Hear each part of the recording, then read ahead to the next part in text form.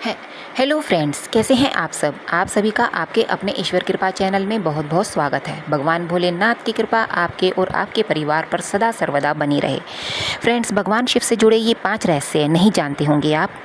शिवरात्रि पर भगवान शिव पार्वती की शादी हुई थी, इसलिए इस पर्व को भगवान की विवाह वर्षगांठ के रूप में मनाया जाता है। भगवान शिव से जुड़ी कई ऐसी बातें हैं जिनके बारे में आप नहीं जानते होंगे। इन कहानियों में कई रहस्य छिपे हुए हैं। आइए जानते हैं। माँ काली के चरणों के नीचे मुस्कुराते हुए शिव। भगवान शिव महादेव माँ काली के चरणों के नीचे भी मुस्कुराते हैं। भगवान शिव क्रोध और उग्रता के प्रतीक हैं, फिर भी वह सबसे उदार रूप में हैं। ऐसा क्यों? आइए बताते हैं इसके पीछे की वजह। एक बार काली माँ बहुत ज़्यादा कुद्र अवस्था में थी। कोई भी देव, राक्षस और मानव उन्हें रोकने में समर्थ नहीं था। तभी सभी ने माँ काली को रोकने के लिए सामूहिक रूप से भगवान शिव का स्मरण किया। महाशक्ति जहाँ जहाँ कदम रखती वहाँ विनाश होना निश्चित था। भगवान शिव ने भी यह अनुभव किया कि वह महाशक्ति को रोकने में समर्थ नहीं है। तब भगवान शिव ने भावनात्मक रास्ता चुना और उन्हें रोकने पहुँचे। भोलेनाथ माँ काली के रास्ते में लेट गए। जब माँ काली वहाँ पहुँची तो उन्होंने ध्यान नहीं दिया कि भगवान शिव वहाँ लेटे हुए हैं और उन्होंने शिव की छाती पर पैर रख दिया। अभी तक महाशक्ति ने जहाँ तहाँ कदम रखा था वहाँ सब कुछ खत्म हो चुका था, लेकिन यह अपवाद हुआ। यहाँ क्या अपवाद हुआ? माँ काली ने जैसे ही देखा कि भगवान शिव की छाती पर उनका पैर है, उनका गुस्सा शांत हो गया और वह पश्चाताप करने लगी। इस एक कहानी से हम बहुत कुछ सीख सकते हैं। यह मायने नहीं रखता कि हमारे पास कितने संसाधन हैं और हम कितने शक्तिशाली हैं। कई बार ऐसे मौके आते हैं जब हमें सोच समझकर परिस्थितियों को संभालना पड़ता है। हर मुश्किल का हल निकाला जा सकता है अगर सूझबूझ से फैसला लिया जाए। फ्रेंड्स, माँ पार्वती की ली थी परीक्षा भगवान शिव ने। हम में से कुछ लोग ही जानते हैं कि भगवान शिव ने माँ पार्वती की परीक्षा ली थी। पार्वती माँ से विवाह करने से पहले भगवान शिव ने उनकी परीक्षा लेने की सोची। भोले ने ब्राह्मण का रूप धारण किया और पार्वती के पास पहुँचे। उन्होंने पार्वती माँ से पूछा कि वह भगवान शिव जैसे भिखारी से विवाह क्यों करना चाहती है, जिसके पास कुछ नहीं है। यह सुनकर पार्वती माँ क्रोधित हो गई। उन्होंने कहा कि वह शिव के सिवा किसी और से विवाह नहीं करेंगी। उनके इस उत्तर से भगवान शिव प्रसन्न हो गए। वह अपने असली रूप में सामने आ गई और पार्वती से विवाह करने को राजी हो गए। इसलिए पूरे शरीर पर भस्म लगाते हैं शिव। किस लिए लगाते हैं, चलिए बताते हैं। भगवान शिव पूरे शरीर पर भस्म लगाते हुए रहते हैं। शिव भक्त माथे पर भस्म का तिलक लगाते हैं। शिव पुराण में इस संबंध में एक बहुत ही दिलचस्प कहानी मिलती है। एक संत था जो खूब तपस्या करके शक्तिशाली हो चुका था। वह केवल फल और हरी पत्तियाँ खाते थे, इसलिए उनका नाम प्रणन पड़ गया था। अपनी तपस्या के जरिए उस साधु ने जंगल के सभी जीव जंतुओं पर नियंत्रण स्थापित कर लिया था। एक बार अपनी कुटिया की मरम्मत के लिए लकड़ी काट रहे थे, तभी उनकी उंगली कट गई। साधु ने देखा कि उंगली से खून बहने की बजाय पौधे का रस निकल रहा है। साधु को लगा कि वह इतना ज़्यादा पवित्र हो चुका है कि उसके शरीर में खून नहीं बल्कि पौधों का रस भर चुका है। उसे उस बात की बहुत ज़्यादा खुशी हुई और वह घमंड से भर गया। अब साधु ने खुद को दुनिया का सबसे पवित्र शख्स मानने लगा। भगवान शिव ने जब यह देखा तो उन्होंने एक बूढ़े का रूप धारण किया और वहाँ पहुँचे। बूढ़े व्यक्ति के भेष में छिपे भगवान शिव ने साधु से पूछा कि वह इतना खुश क्यों है। साधु ने वजह बता दी। सब बात जानकर उससे पूछा कि ये पौधों और फलों का रस ही तो है, लेकिन जब पेड़ पौधे जल जाते हैं तो वे भी राख बन जाते हैं। अंत में केवल राख ही शेष रह जाती है। बूढ़े व्यक्ति का रूप धारण करे शिव ने तुरंत अपनी उंगली काटकर दिखाई और उससे राख निकली। साधु को एहसास हो गया कि उनके सामने स्वयं भगवान खड़े हैं। साधु ने अपनी अज्ञानता के लिए क्षमा मांगी।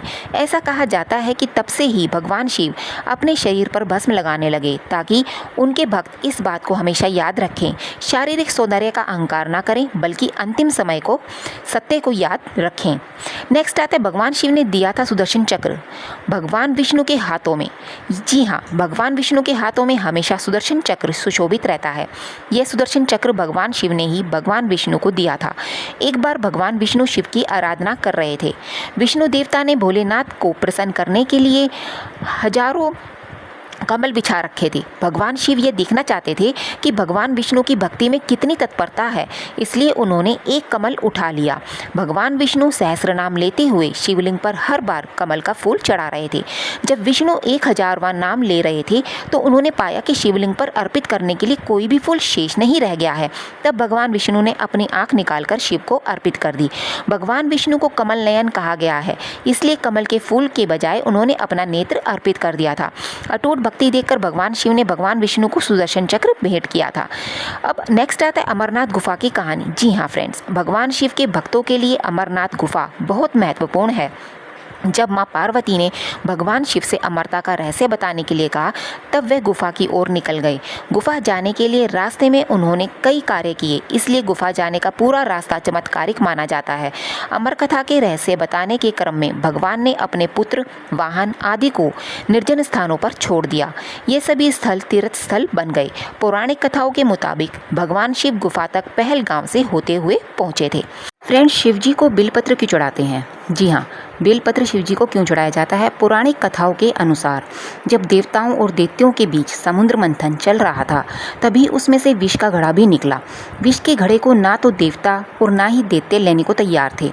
तब भगवान शिव ने इस विषय से सभी की रक्षा करने के लिए विषपान किया था। विष के प्रभाव से शिव जी का मस्तिष्क गर्म हो गया।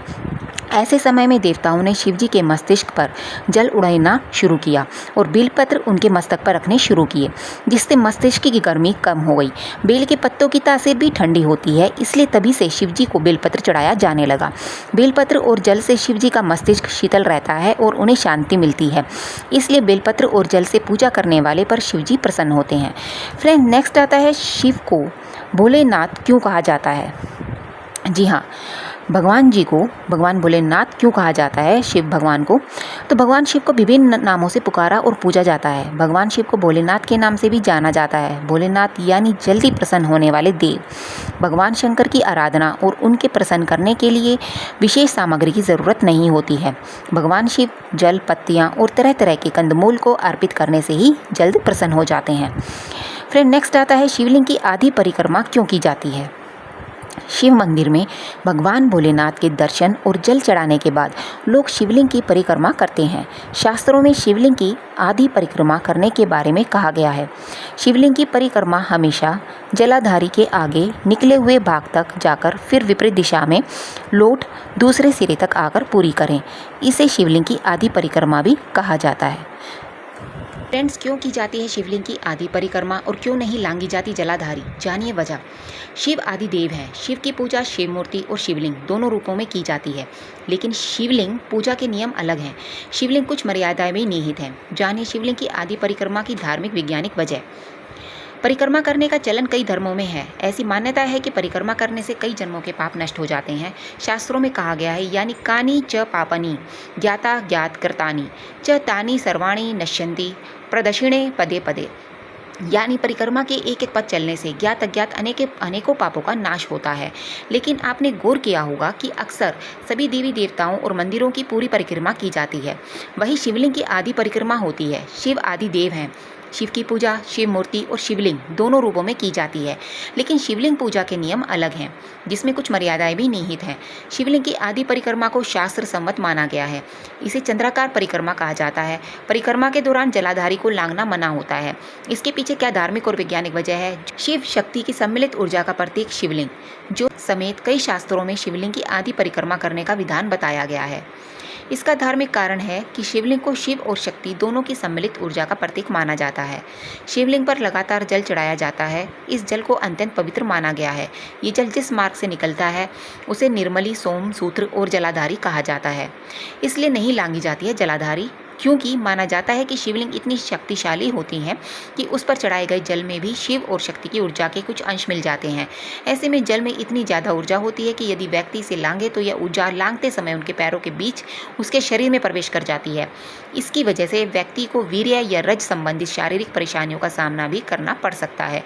इसलिए शास्त्रों में जलाधारी को लांघना घोर पाप माना गया है। वैज्ञानिक वजह से भी समझें। वैज्ञानिक कारणों को समझने का प्रयास करें तो शिवलिंग ऊर्जा शक्ति का भंडार होते हैं और इनके आसपास के क्षेत्रों में रेडियो एक्टिव तत्वों के अंश भी पाए जाते हैं। काशी के भूजल में यूरेनियम के अंश भी मिले हैं। यदि हम भारत का रेडियो एक्टिविटी मैप देखें तो पता चलेगा कि इन शिवलिंगों के आसपास के क्षेत्रों में रेडिएशन पाया जाता है। यदि आपने एटॉमिक रिएक्टर सेंटर के आकार में आपको समानता नजर आएगी। ऐसे में शिवलिंग पर चढ़े जल में इतनी ज़्यादा ऊर्जा होती है कि इसे लांघने से व्यक्ति को बहुत नुकसान हो सकता है। इसलिए शिवलिंग की जलाधारी को लांघने की मनाही की गई है। बाईं तरफ से की जाती है चंद्राकार परिक्रमा। शिवलिंग की परिक्रमाओं के दौरान भक्त उनकी जलाधारी तक जाकर वापस लौट लेते हैं। ऐसे में अर्धचंद्र का आकार बनता है और इसलिए इस परिक्रमा को चंद्राकार परिक्रमा कहा जाता है। चंद्राकार परिक्रमा के भी कुछ नियम हैं। आमतौर पर परिक्रमा दाईं ओर से की जाती है, लेकिन शिवलिंग की परिक्रमा हमेशा बाईं ओर की तरफ से की जाती है। फिर जलाधारी से वापस दाईं ओर लौटना होता है। इन स्थितियों में लांघ सकते हैं जलाधारी। कहीं कहीं पर शिवलिंग पर चढ़ाया हुआ जल सीधे भूमि में चला जाता है या कहीं कहीं जलाधारी ढकी हुई होती है। ऐसी स्थिति में शिवलिंग की पूरी परिक्रमा की जा सकती है, यानी ऐसे में जलाधारी को लांघने में दोष नहीं लगता है। तो फ्रेंड्स, ये थी भगवान शिव के वो 5 रहस्य जिनके बारे में मैंने आपको बताया। तो फ्रेंड्स, आपको मेरी ये दी हुई जानकारी कैसी लगी? अगर थोड़ी सी भी अच्छी लगी हो, हेल्पफुल लगी हो, तो प्लीज़ मेरे चैनल को लाइक, शेयर और सब्सक्राइब करना ना भूलिएगा। धन्यवाद।